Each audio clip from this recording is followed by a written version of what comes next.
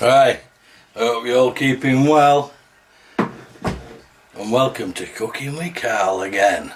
But it's slightly different this time. I'm looking at out-of-date food, and I'll show you in a minute. I've got a tin of Smedley's potatoes that ran out of date last year, and we're going to sort them out and see what we can do with them, whether you can use them still and whether they're still okay, and I'm guessing they're going to be fine. But here we go, let's crack on. Let's have a look. Hello and welcome to Cooking with Carl. A slightly different one this time. Now then, I'm going to test the run out dates of certain things. So, what we're looking at the minute is Smedley's new potatoes in water. Now the run out date for these was August. There we go, August 2020. So that's a year and a month.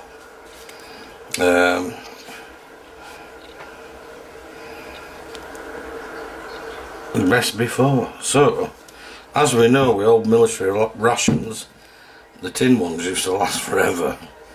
So, what we're going to do is open them up, do a sniff and a taste test, and then I'm going to chop them up, chop them in half basically, and deep fry them.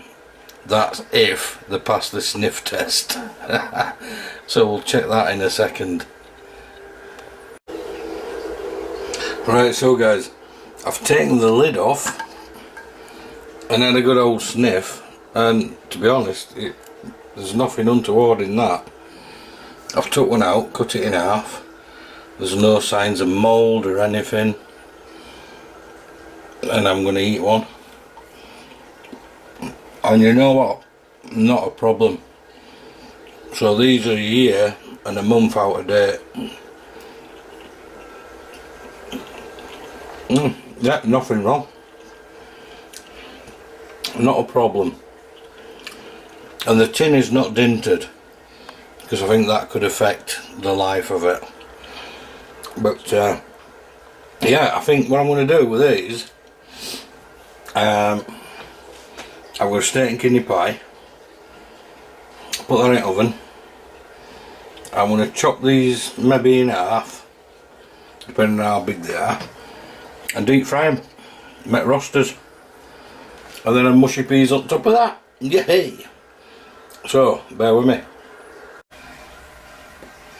Right, so we've established that these out-of-date potatoes in the tin are quite fine. There's no problem whatsoever with them. So, a tip from a couple of years ago from my old mate back in Badger.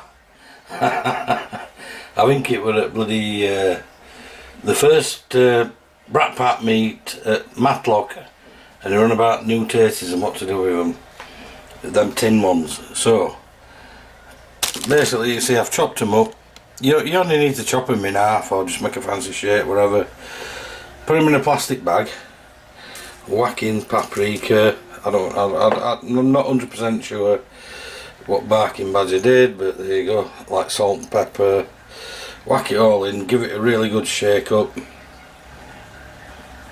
so it all gets ingrained in there, and then get a really hot fat going, because he's got a van, you know, camper van, posh gate, so he's got a chip pan in there. Really hot fat, whack it in, and you get really nice roasters, and that's what we'll be doing next. Right, so we've got the stuff in the bag. Salt, pepper, paprika. You don't have, you put what you want really. I'm sure we've all done it with the meat, and obviously I'm only doing it one-handed, but you give it a right old good shake. We do it with meat and chicken and bloody fish, haven't we? To get all the spices in there. Same thing. So the next thing is to get the pie in the oven, the peas in the pan, and these in the fryer. Yay! So here we go. I'm just waiting for the fat to reach the required height. I've only got a little small one, so it's enough for one or two. Ideal for a caravan, a camping setup. We've got electric pickup, etc. And that is one tin And that's going to do two of you easily, innit? Out of date potatoes. Right, so we'll just wait for that to heat up and we'll crack on. Methinks there could be too much water content within the potatoes, and that's obviously not a good mix with the hot fat.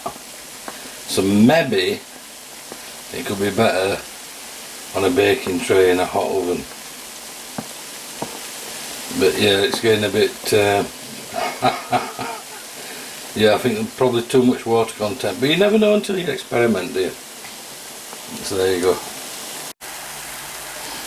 I'm going to stick to it because it's calmed down. I mean, look at them, they're turned into proper little roast potatoes. It's calmed down. It must have just been the initial water content from them escaping into the hot fat, and now they've calmed down. But obviously, I mean, with this fat, you're going to have to bin it after just one go, aren't you? But yeah, but stick them in tin foil on fire in the oven anyway. But yeah, or just eat them raw because they're already cooked. But yeah, cracking idea. Little rosters. I was getting a bit worried actually when they were frothing up a bit, but it's settled down and just cooking away nicely now. It's on green, at the right temperature. Lovely jubbly. So I'm going to have some mega little rosters with me steak and kidley pie and mushy peas. Yay!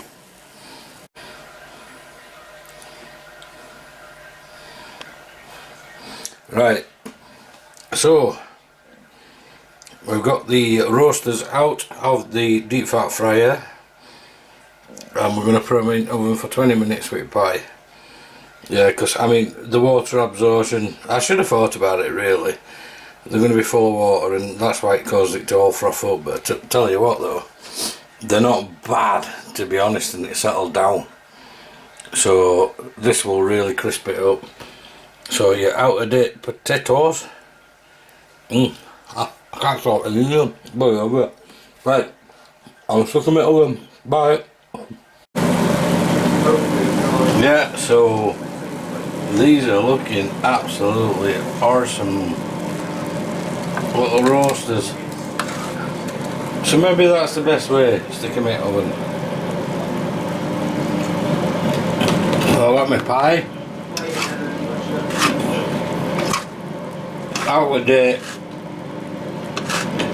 tin smedley potatoes, which are quite fine, and there is no, here I'm crunching it, no problem whatsoever. So